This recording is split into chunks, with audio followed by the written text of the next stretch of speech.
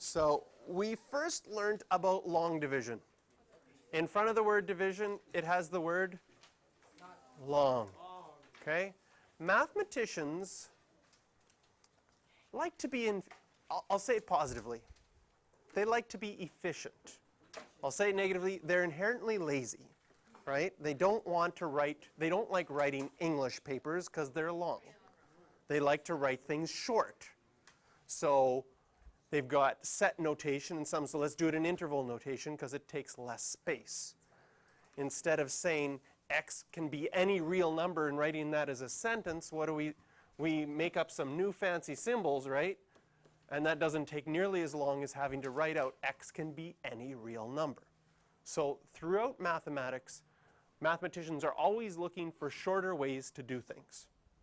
One of my favorite things when I was doing proofs in university was you often had to say in a proof if and only if. And there's a shortcut for writing if and only if. Have you ever, ooh, that's yellow. If. If means if and only if when you're writing it in a proof. Anyway, so mathematicians are inherently looking for shortcuts and making things quicker. So when they have something called long division, someone says, there's got to be a way to do that shorter. And that shorter technique is called synthetic division. Now I'm going to show you synthetic division with our previous example, because this was long, right? Look how long this is. We even had to get to like gold-colored pens, right? And you know it's long when it gets to that extent. So how can we do this shorter? Well, mathematicians said, well, first of all, if everything is always happening in its columns, if I just remember what the columns stood for, I could probably save myself writing x4, x3, x squared every time.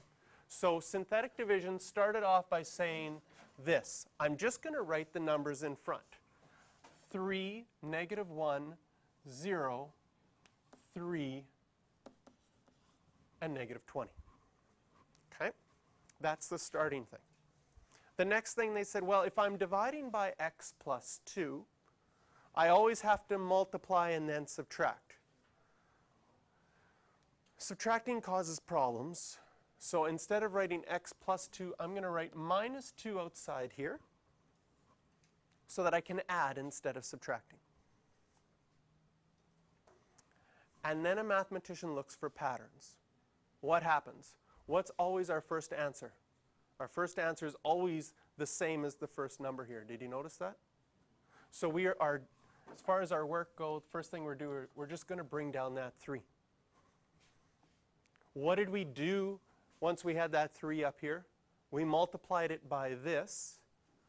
We really don't need to multiply by the first number because that one always canceled out. We're really only concerned about the second number. So if I just multiply the 3 times the -2, I get -6. And because I changed it to a negative already, I can add instead of subtract. So -1 plus -6 is -7. Multiply 14, add. Multiply -28, add. Multiply 50, add. And we get all of our answer, 3x squared minus 7x plus 14 minus 25, remainder 30, quicker. Was that quicker? That made no sense. It made no sense. Okay. Let's rewind a little bit. What did we do? First of all, we wrote all the coefficients. Then we wrote what we were dividing by with an opposite symbol. So we wrote -2 instead of +2. Next, we brought down the 3. You multiply this times this to go there, and then add. -1 plus -6 is -7. Then we multiplied this times this to go there. Negative 2 times negative 7 is positive 14, and then we added. Then we multiplied our negative 2 times the 14 to go there, and added. And we kept doing this until we were done. What we get as a result is this one is our remainder, and this, working backwards, is everything else until you get up to 3x cubed, which is always one less than what you started with. So what a mathematician realized is a certain pattern. We did the same thing over and over again. We noticed that always the first number came out first. That's why that 3 gets brought down. When you multiply, it was really only important to that 3 multiplying by the 2 to get the 6, and then those got subtracted. So the 2 gets multiplied by the 3 to the 6, and the negative sign got put there at the beginning so you could add instead of subtracting. Because then you end up making less mistakes. Yes? The negative 6 and the negative 1, when they're added together, yeah, you get negative 7. Because it's 3 plus negative 28, and it's equal to negative 25. Perfect. So that is synthetic division. Synthetic division is not as easy to see as long division. Yes?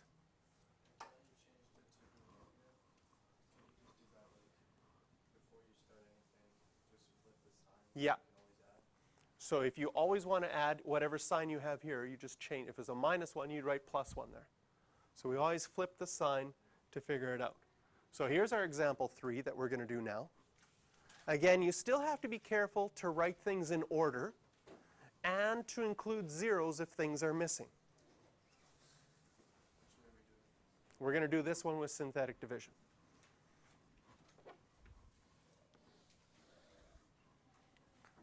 So we have everything in order and there's nothing missing, so we can write -3, 2, 3, -4, 5.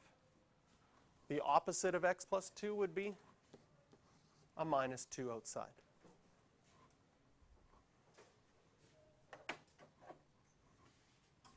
Bring down the first number. Then the steps that you repeat over and over again, multiply. So -2. -2 times -3 is -6. And then +6. Thank you. And then we take these and add them, and you would get 8.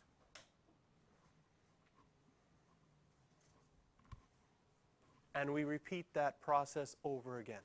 So now we would take the -2 and multiply it by the 8. And what would we get there? -16. Add those together and we get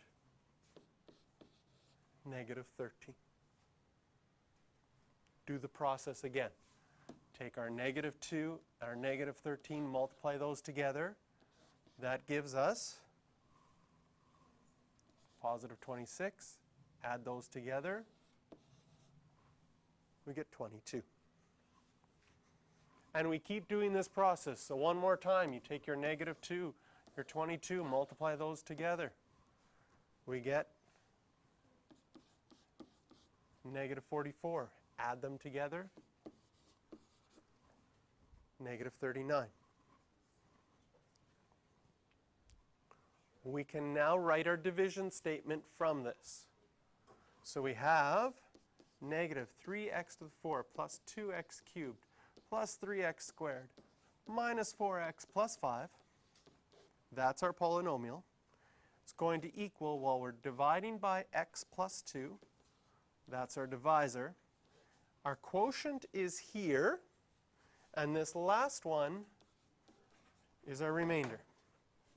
Now, one thing that you're going to notice is when you divide by something with an x, if you started with an x plus 4 and you divided by an x, your first number is going to be 1 degree less, so x cubed plus 8x squared minus 13x plus 22, remainder, and this is our quotient, of minus 39.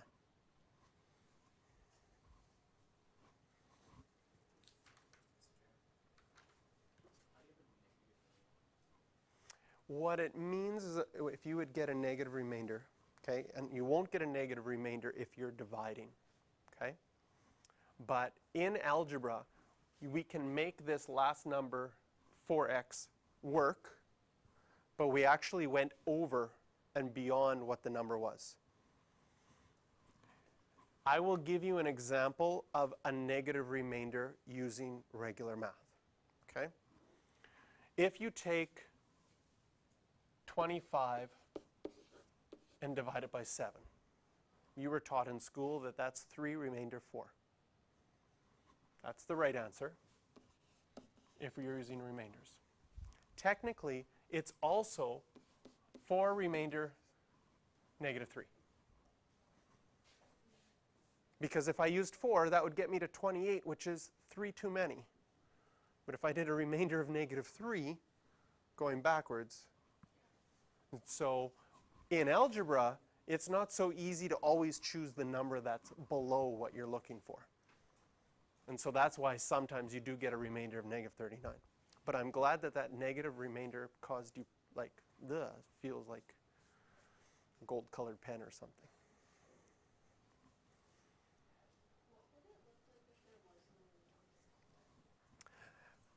At the end here, this last number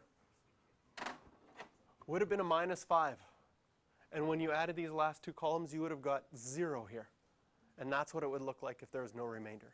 And when you write your division statement, there would be a plus 0 at the end, or you just wouldn't write it.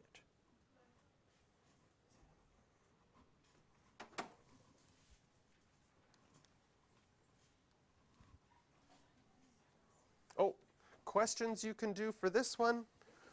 8, 9, 11, and 12.